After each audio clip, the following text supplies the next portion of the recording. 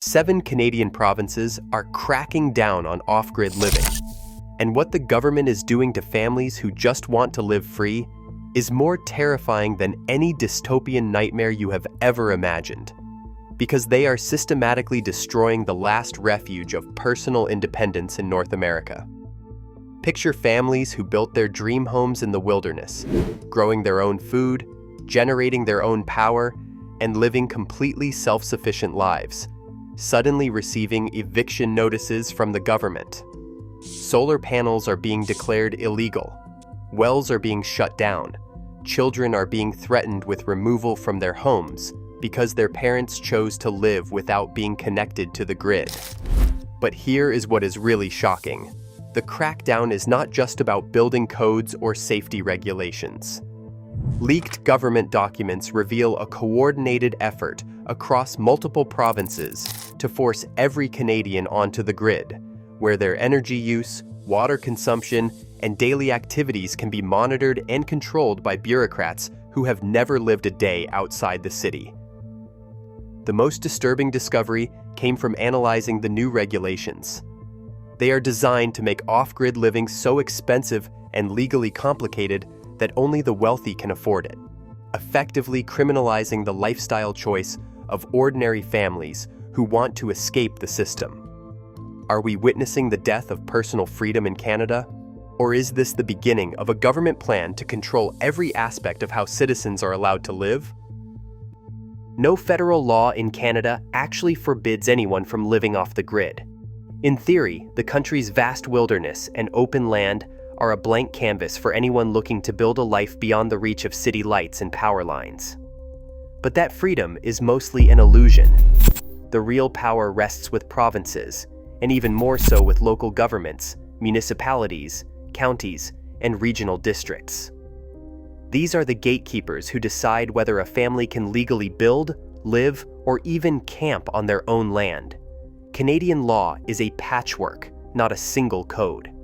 Provinces set building standards, but it is the local authorities who enforce them, write zoning bylaws, and issue or deny occupancy permits. A rural township or coastal district can require every new home to connect to municipal water, sewer, and power, no matter how remote the property. Even in places with no grid access, bylaws can demand engineered septic systems, certified electrical work, and proof of potable water, all before anyone is allowed to move in. The pandemic only sharpened the demand for off-grid living. As city dwellers fled for the countryside, small islands off British Columbia, rural corners of Ontario, and the backwoods of Nova Scotia became magnets for people chasing self-sufficiency. But in these new hotspots, local councils responded by tightening rules, raising minimum lot sizes, restricting seasonal dwellings, and adding new inspection regimes. The rules do not always say no off-grid homes allowed. Instead, they pile on requirements, including energy modeling, professional engineering stamps, and connection to any available utility. For many, this means the dream ends at the permit office. The reality is that Canada's freedom to go off-grid depends on the smallest unit of government. A family can buy land and build a cabin only to find out that a single bylaw, enforced by a local inspector, can make their home illegal overnight. In this system, the promise of personal independence collides with a maze of codes and local politics. The next chapters reveal how these rules play out province by province, turning the myth of Canadian off-grid freedom into a daily legal gamble. British Columbia's building code is about to become a labyrinth for anyone trying to live off the grid. Starting March 10, 2025, every new home must pass Level 1 of the Zero Carbon Step Code. This is not just about insulation or double-pane windows. It means homeowners have to hire certified energy advisors, run computer models to predict their home's energy use, and submit greenhouse gas reports before a single nail goes in. The process does not stop at blueprints. Inspectors demand proof at every stage, pre-permit, halfway through the build, and again before anyone is allowed to move in. If the numbers do not add up, the home stays empty. In the Comox Valley Regional Districts enforce Step 3, which requires even stricter modeling and verification. For off-grid families, That means paying thousands for engineering stamps and energy audits, just to prove their solar panels and wood stoves are good enough. If they cannot, occupancy permits are denied, and the dream home sits locked and unused. Alberta's approach is less about carbon and more about control through technicality.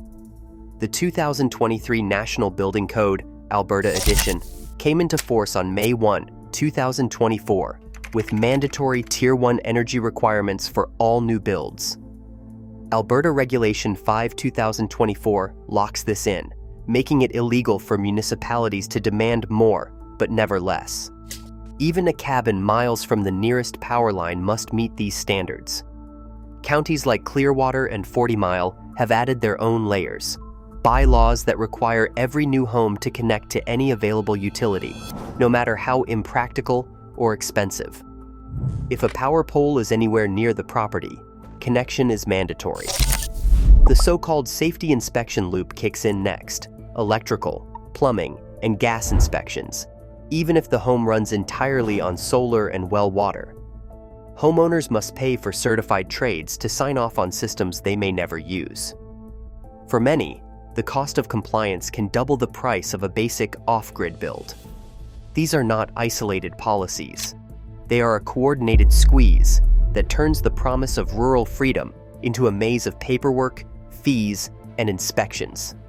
Local counties act as institutional gatekeepers, using technical codes and bylaw fine print to keep ordinary families off the land, unless they have the money and patience to run the regulatory gauntlet. What looks like safety or environmental policy on paper becomes, in practice, a series of hurdles designed to keep off-grid, living out of reach for all but the wealthy or the relentless. A family in the Comox Valley spent years saving for a small, solar-powered home at the edge of the forest. Their dream was simple: grow food, raise their children away from city noise, and live without monthly bills for power or water. That dream felt within reach. But after construction, the reality of local building codes hit harder than any winter storm.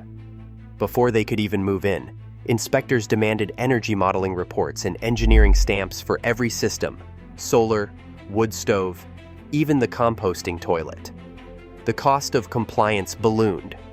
Certified energy advisors quoted thousands of dollars for paperwork alone, and every inspection came with a new invoice. By the time the family tallied up the bills, the upgrades and documentation would run close to $25,000. They did not have that money. Without those reports, the regional district refused to issue an occupancy permit. Their home, finished and ready, sat empty while they rented a basement apartment in town, watching their savings disappear. Each week brought a new letter from the district, warning that staying on their own land without approval could mean fines or even eviction. The family's off-grid dream had become a financial trap, their independence slipping away under a mountain of paperwork and fees. In Comox, the cost of freedom is measured in invoices, not ideals. In Yukon, a courtroom fills with tension as the Roberts family stands before a judge, their future hanging on the interpretation of a single bylaw. Their cabin, built with sweat and hope on remote land, is now at the center of a legal storm. The government's lawyer argues that new building codes and occupancy rules are about safety and sustainability. But for the Roberts, the issue is survival, their right to live independently without being forced onto the grid. Across the country, policymakers watch closely. If the court sides with the government, it will set a precedent. Local authorities could then demand grid connection and full code compliance, even in the most isolated corners of Canada. The stakes stretch far beyond this family. Provincial codes are marching toward net zero targets. By 2027, new homes must hit higher energy performance tiers, and by 2030, net zero ready standards will be mandatory nearly everywhere. Yet federal programs like the Canada Greener Homes Grant quietly exclude off-grid projects, leaving families like the Roberts with no support for solar, batteries, or efficient wood stoves. The legal arguments swirl around technicalities. Does the law require engineered septic even when there is no municipal sewer? Can a home be declared uninhabitable for failing a computer-modeled energy test? The answers will ripple through rural Canada, deciding who gets to live off-grid and who is forced back into the system. As the verdict approaches, every off-grid hopeful in the country waits, knowing that one ruling could turn their dream into a legal impossibility, or a rallying cry for a new kind of freedom. Right now, new bylaws are making self-sufficiency a privilege, not a right. As provinces tighten their grip, the line between safety and surveillance blurs.